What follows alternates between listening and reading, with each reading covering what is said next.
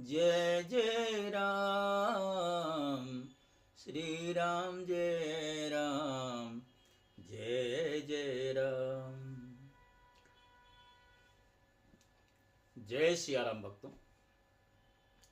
श्री वाल्मीकि रामायण के बालकांड का 10वां सर्ग आपके समक्ष प्रस्तुत किया जा रहा है। जो प्रसंग है वो पिछले अध्याय से ही जुड़ा हुआ है। अंग देश में ऋष्य श्रृंग के आने तथा शांता के साथ विवाह होने के प्रसंग का कुछ विस्तार के साथ वर्णन इस अध्याय में किया गया। सुमंत्रश्चोदितो राज्ञां प्रोवाचेदं वचस्तदा यथर्षशृङ्गस्त्वानीतो येनोपायेन मन्त्रिभिः तन्मे निगदितं सर्वं शृणु मे मंत्रिभिः सह। राजा की आज्ञा पाकर उस समय सुमंत्र ने इस प्रकार कहना आरंभ किया। बोले, हे राजन, रोमपाद के मंत्रियों ने ऋष्य श्रृंग को वहां जिस प्रकार और जिस उपाय से बुलाया था वह सब मैं बता रहा हूं। आप मंत्रियों सहित मेरी बात सुने। उस समय अमात्यों सहित पुरोहित ने राजा रोमपाद से कहा, हे महाराज, हम लोगों ने एक उपाय सोचा है जिसे काम में लाने से किसी भी विघ्न बाधा के आने की संभावना नहीं है।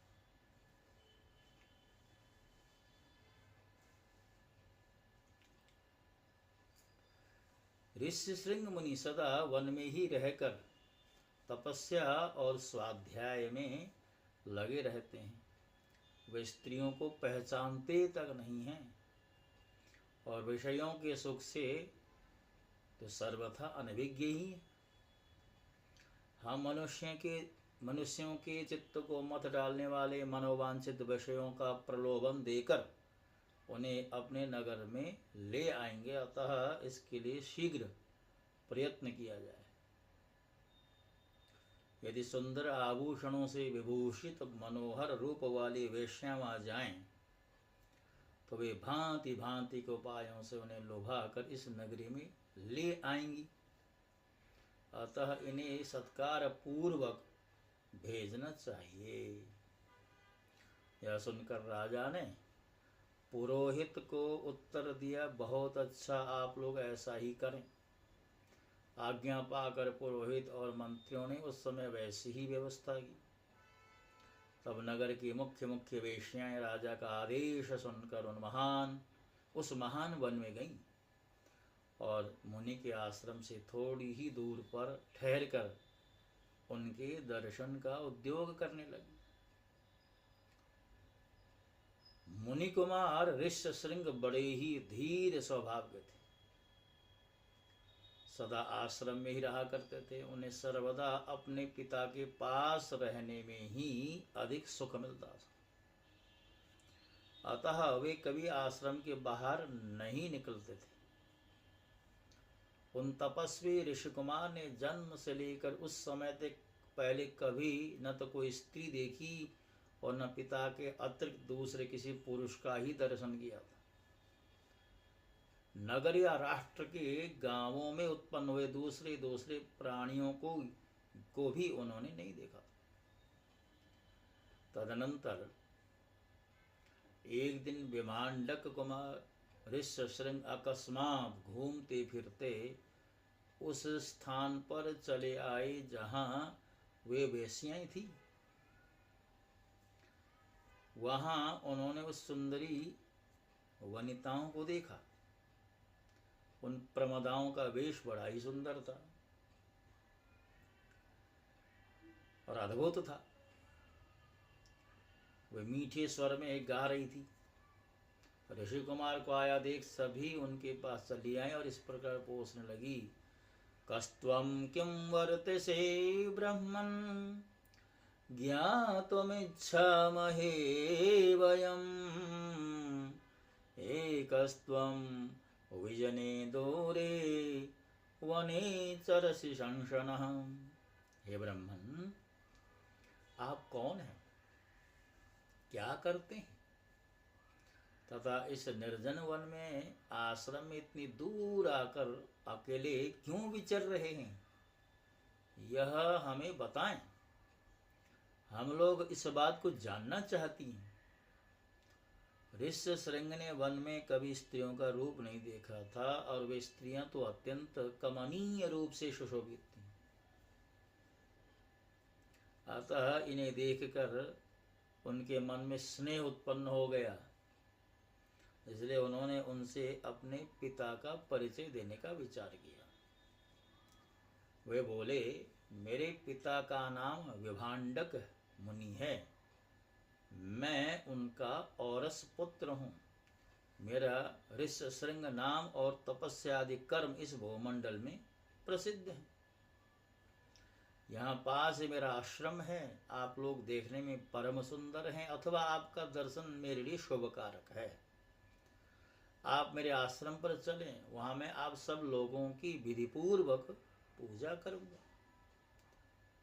ऋषि कुमार की यह बात सुनकर सब उनसे सहमत हो गईं। फिर वे सब सुंदरी स्त्रियां उनका आश्रम देखने के लिए वहां गईं।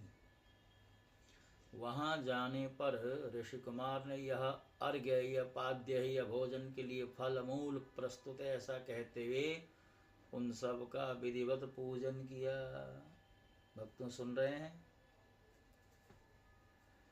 ऋषि की पूजा स्वीकार करके वे सभी वहां से चली जाने को उत्सुक हुई। उन्हें विभांडक मुनि का भय लग रहा था, इसलिए उन्होंने शीघ्र ही वहां से चली जाने का निश्चय किया। वे बोली, ब्राह्मण, हमारे पास भी ये उत्तम उत्तम फल हैं। विप्रवर, इन्हें ग्रहण कीजिए, आपका कल्याण हो। इन फलों को शीघ्र ही खा लीजिए, विलंब मत कीजिए। ऐसा कहकर उन सब ने हर्ष में भरकर ऋषि का आलिंगन किया और उन्हें खाने योग्य भांति भांति के उत्तम पदार्थ तथा बहुत से मिष्ठान्न आदि दिए। उनका रसास्वादन करके उन तेजस्वी ऋषि ने समझा कि ये भी फल हैं, क्योंकि उस दिन के पहले उन्होंने कभी वैसे पदार्थ नहीं खाए। भला सदा वन में रहने वालों के लिए कैसी वैसी वस्तुओं का स्वाद लेने का अवसर मिलता ही कहाँ था। तत्पश्चात उनके पिता विभांडक मुनि के डर से डरी हुई स्त्रियां व्रत और अनुष्ठान की बात बता उन ब्राह्मण कुमार से पूछकर उसी बहाने वहां से चली गईं। उन सब के चले जाने पर काश्यप कुमार ब्राह्मण ऋष्यशृंग मन ही मन व्याकुल हो उठे और बड़े दुख से इधर उधर टहलने लगे।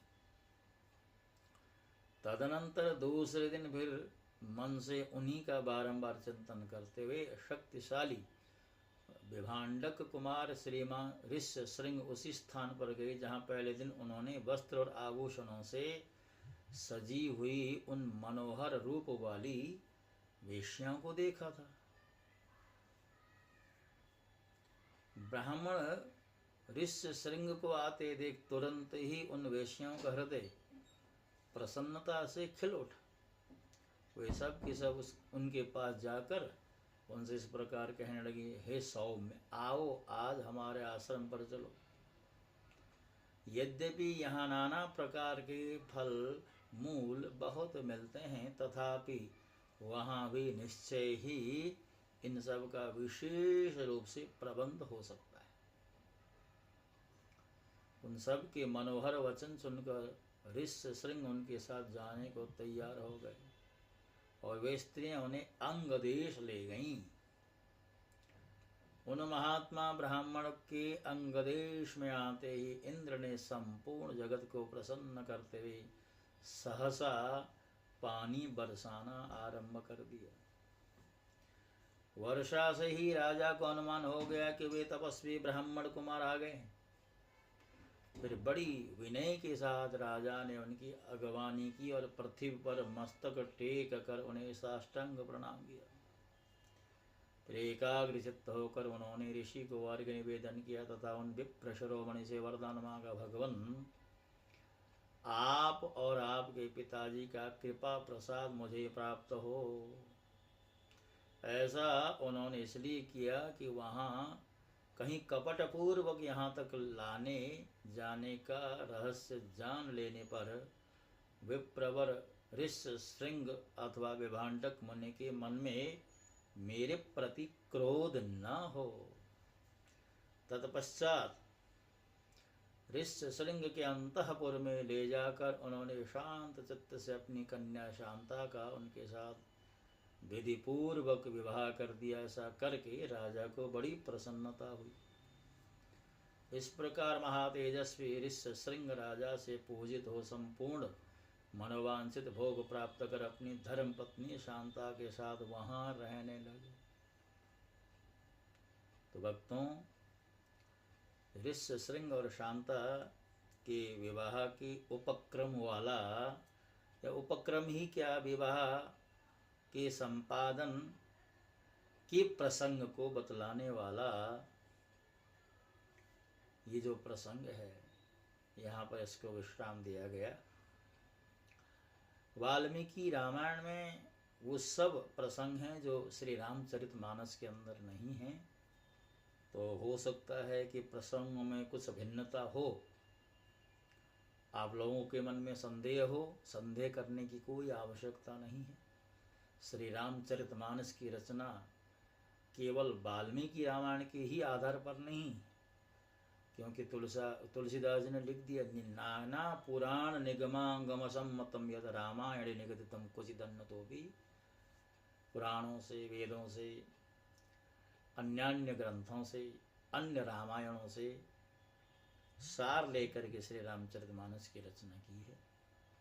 तो हम तो वाल्मीकि रामायण जो आदि कवि वाल्मीकि जी के द्वारा रचित महानतम ग्रंथ है, उसकी चर्चा कर रहे हैं। तो इस चर्चा को इसी सर्ग के साथ साथ आप आज विश्राम दे दें, और इस सर्ग के साथ साथ आज की श्रृंखला को भी विश्राम देते हुए आपसे विदा होता